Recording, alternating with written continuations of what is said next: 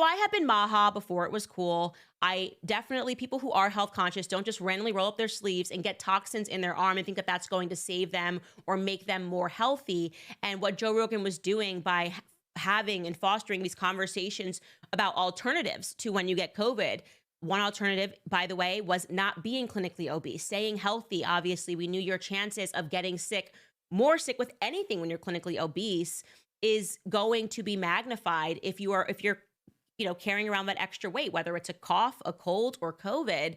And her husband was gloating about how he has hated me for years. And I responded to him and I said, this is her husband. He wrote, I don't understand her defense at all. Seems like grasping at threads. It's not news that I despise Candace. I've been criticizing her for 3+ years. He's been attacking me for 3+ years.